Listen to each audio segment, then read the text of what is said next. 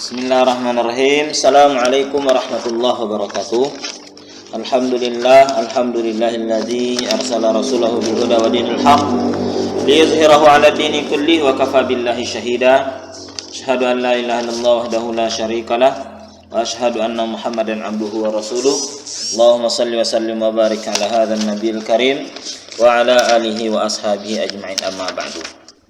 Bila nama Bapak semuanya yang Bapak sayangi, pada pagi hari ini kembali kita belajar pendidikan agama Islam. InsyaAllah tema kita pada hari ini adalah tentang beriman kepada Allah Subhanahu wa Ta'ala dan kitab-kitabnya. Ini adalah pelajaran kita pada hari ini. Tujuan kita belajar tentang beriman kepada Allah dan kitab-kitabnya ini, yaitu nanti setelah mempelajari materi ini, anak-anak Bapak semua dapat meyakini adanya Allah Subhanahu wa Ta'ala melalui Asmaul Husna serta kitab-kitabnya sebagaimana implementasi rukun iman. Kemudian anak Bapak nanti dapat menunjukkan sikap berani, peduli, mandiri, teguh pendirian sebagai implementasi pemahaman makna Asmaul Husna, Al-Mumit, Al-Hayy, Al-Qayyum, Al-Ahad dalam kehidupan sehari-hari. Kemudian yang ketiga, anak Bapak nanti dapat menunjukkan sikap percaya diri sebagai implementasi pemahaman makna yang diturunkannya kitab suci Al-Quran melalui Rasulullah. Kemudian tujuan pembelajaran kita selanjutnya, bahwa nanti anak Bapak dapat memahami makna Asmaul Husna, Al-Mumit, Al-Hayy, dan Al-Qayyum, dan Al-Ahad beserta maknanya dan artinya. Kemudian dapat membaca Asmaul Husna tersebut, kemudian dapat menunjukkan makna diturunkannya kitab suci melalui Rasul-Rasul sebagai implementasi daripada rukun iman. Nah, jadi baiklah anak Bapak, itulah materi yang akan kita pelajari pada hari ini. Baik, mari kita masuk ke materi yang pertama, yaitu mengenal Allah melalui Asmaul Husna. Mengenal Allah Subhanahu wa Ta'ala melalui Asmaul Husna. Pertama kita mempelajari apa itu dulu pengertian Asmaul Husna. Asmaul Husna berasal dari gabungan dua kata dalam bahasa Arab, yaitu asma yang berarti nama-nama dan al-husna yang berarti baik. Jadi Asmaul Husna itu adalah nama-nama yang baik dan indah.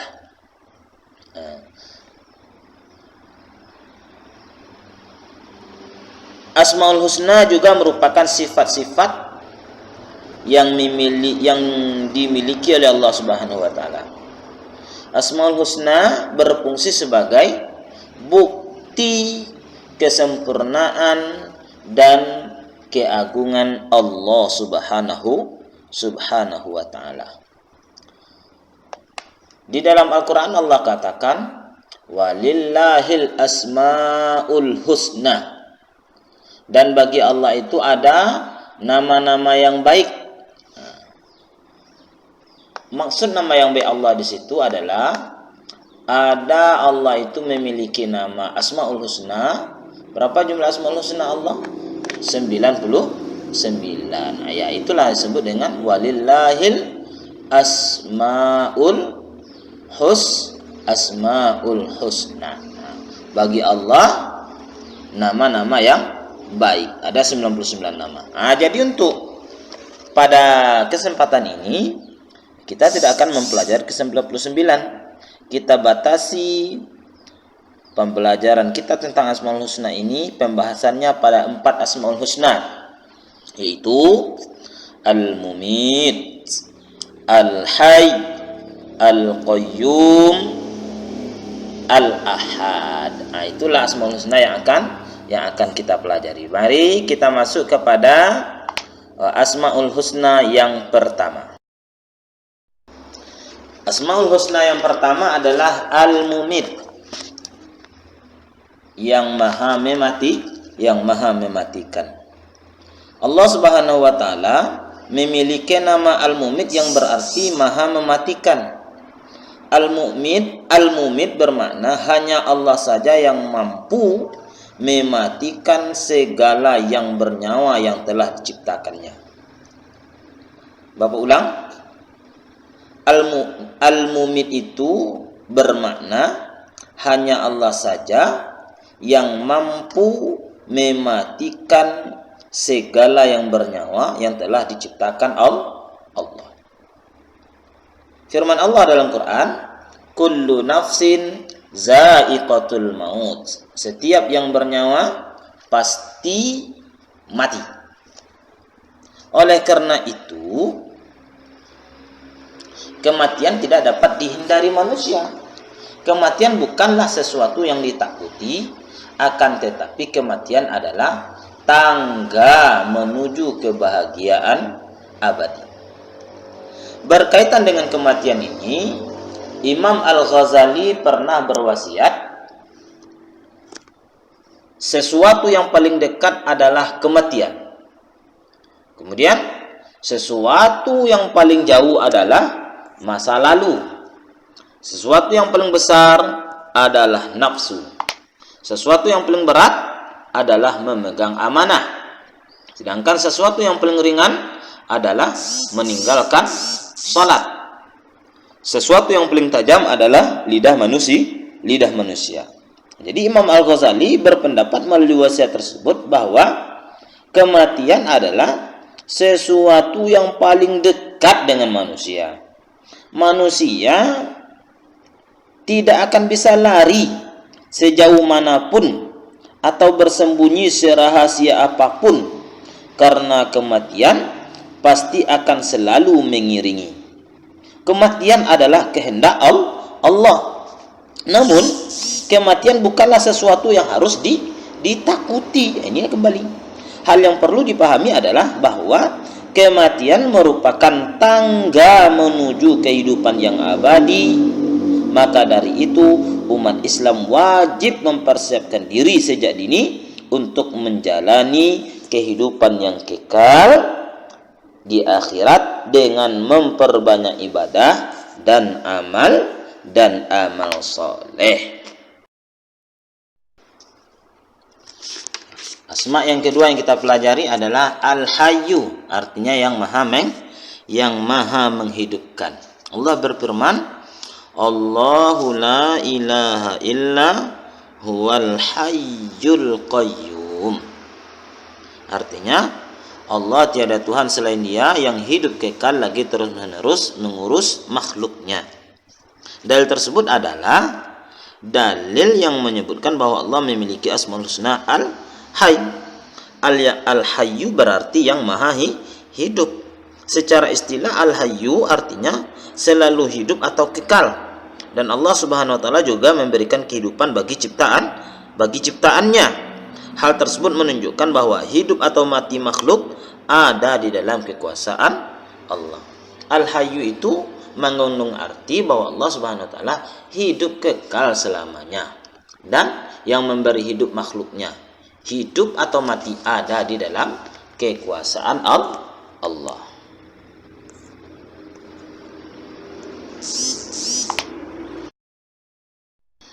Yang ketiga, asma Allah Al-Qayyum, yang maha berdiri sendiri. Allah berfirman, Allahu la ilaha illa huwal hayyul qayyum. Allah tiada Tuhan selain Dia yang hidup kekal lagi terus menerus mengurus makhluknya. Al-Qayyum mengandung arti Allah itu berdiri sendiri untuk selama-lamanya. Allah Subhanahu wa taala memberikan pendidikan kepada manusia supaya hidup tidak selalu bergantung kepada orang lain. Asma yang keempat, Al-Ahad, yang Maha Esa. Allah berfirman, Qul huwallahu ahad. Katakanlah Muhammad, dialah Allah yang Maha Esa. Al-Ahad ini mengandung arti Allah Subhanahu wa taala itu Esa, yang maha tunggal atau esa, yang tetap menyendiri, tak ada satu pun sekutu baginya. Mandiri, tidak membutuhkan yang lain. Allah tidak butuh kepada siapapun. Itulah keesaan Allah, keesaan Allah Subhanahu wa taala. Maka Allah itu diberi nama Al-Ahad. Nanda semua, itu adalah 4 asma Allah yang kita pelajari. Setelah kita paham asma Allah yang 4 ini, kita sudah tahu kandungannya, kita sudah tahu artinya, maka setelah itu apa lagi? Kita mengamalkan asma Allah ini, yaitu menerapkannya dalam perilaku yang mencerminkan pengamalan Asmaul Husna. Bagaimana perilaku pengamalan Asmaul Husna? Mari kita lihat slide berikut. Asmaul Husna adalah nama-nama yang indah yang hanya dimiliki oleh Allah. Sebagai seorang muslim yang beriman, maka kita harus mengimani serta menerapkan dalam kehidupan sehari-hari tentang Asmaul Husna tersebut. Kita aplikasikan dalam perilakuan kita. Nah, begitulah caranya kita menerapkannya Asmaul Husna ini ke dalam perilaku kita. Sekarang kita mulai dari Asmaul Husna yang pertama, yaitu Al-Mumit. Apa tadi Al-Mumit? Mengandung arti yang maha mematikan. Allah Subhanahu wa taala telah berfirman, setiap yang bernyawa pasti mati. Manusia, hewan, dan tumbuhan akan mati. Manusia tidak bisa lari dari kematian. Kematian bukanlah sesuatu yang ditakuti, akan tetapi kematian adalah tangga menuju kebahagiaan abadi. Bila kita ingin bahagia, maka kita ikuti perintah Allah dan Rasulnya. Apa contohnya? Rajin salat, rajin baca Quran, rajin belajar, serta patuh dan hormat kepada orang tua dan guru.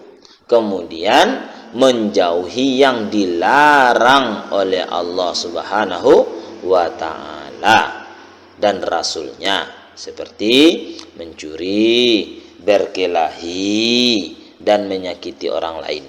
Nah, ini adalah cara pengamalan kita tentang asma Allah Al-Mumit. Ya. Selain itu, apa lagi? Walillahil asmaul husna fad'u, maka berdoalah, kata Allah. Maka itu selain itu biasakanlah berdoa kepada Allah dengan Al-Mumit ini. Apa contoh doanya? Ya Allah, ya Mumit, wahai Tuhan yang maha mematikan, matikanlah kami nanti dalam keadaan husnul khotimah. Yang selanjutnya Al-Hayy, yang maha hidup, mengandung arti bahwa yang memberi hidup, nyawa dan rezeki adalah Allah. Oleh karena itu hidup atau mati ada di dalam kekuasaan Allah. Bagaimana sikap dan perilaku kita dalam hidup atau kehidupan? Tugas manusia adalah memelihara kehidupan dan mencari rezeki yang sudah disediakan oleh Allah. Seperti memelihara diri sendiri, yaitu dengan cara makan dan minum secara teratur. Jangan berlebihan dan selalu memelihara kebersihan agar tetap sehat. Sedangkan perilaku membantu kelangsungan hidup orang lain, misalnya bersedekah dengan cara memberi makan, minum, dan membantu orang lain yang membutuhkan. Ini adalah aplikasi dari pengamalan Al-Hayyu, yang maha hidup. Kemudian selanjutnya asma Allah Al-Qayyum, yang maha berdiri atau mandiri, mengandung arti Allah itu berdiri sendiri untuk selama-lamanya. Allah Subhanahu wa taala memberikan pendidikan kepada manusia supaya hidup tidak selalu bergantung kepada orang lain. Hidup harus punya semangat mandiri dalam segala situasi dan kondisi. Pada zaman dahulu ada pepatah yang menyatakan berdiri di atas kaki sendiri, berdikari. Nah, bagi anak siswa kelas 5, bagaimana cara mandiri itu? Nah, bila di rumah harus ada dapat melakukan sendiri hal-hal tertentu. Nah, berarti mandiri itu hal tertentu. Misalnya merapikan tempat tidur, menyiapkan peralatan sekolah, mencari sendiri pakaian sekolah, mengambil sendiri sarapan, makanan untuk berangkat sekolah dan sebagainya. Nah, kemudian apa lagi? Berdoa kepada Allah. Apa doa contohnya? Ya Allah, ya Qayyum, wahai Tuhan yang maha berdiri sendiri, jadikanlah hidup kami tidak selalu bergantung kepada orang lain. Nah, ini adalah pengamalan dari asma Allah Al-Qayyum. Yang terakhir adalah Al-Ahad. Artinya yang maha esa, mengandung arti esa. Allah itu esa yang maha tunggal atau esa yang tetap menyendiri, tidak ada sekutu baginya. Mandiri, tidak membutuhkan yang lain. Sifat ini memberikan pelajaran kepada kita agar kita selalu mandiri, tidak selalu bergantung kepada orang lain. Misalnya mandi, makan, berpakaian, mengerjakan PR, menyusun dan merapikan buku pelajaran di rumah dan di sekolah. Kemudian berdoa sendiri, ya Allah, Engkaulah Tuhan satu-satunya, tiada sekutu bagimu, Engkau tempat meminta, jadikanlah aku dapat hidup mandiri. Nah, inilah 4 Asmaul Husna yang kita pelajari hari ini. Mudah-mudahan anak bapak semua dapat memahami dan mengaplikasikannya dalam perilaku yang mencerminkan pengamalan Asmaul Husna sebagai bukti kita orang yang beriman. Bapak akhiri untuk pertemuan pertama kita dalam masalah beriman kepada Allah dan kitabnya ini. Bapak tutup. Wabillahi taufiq wal hidayah. Assalamualaikum warahmatullahi wabarakatuh.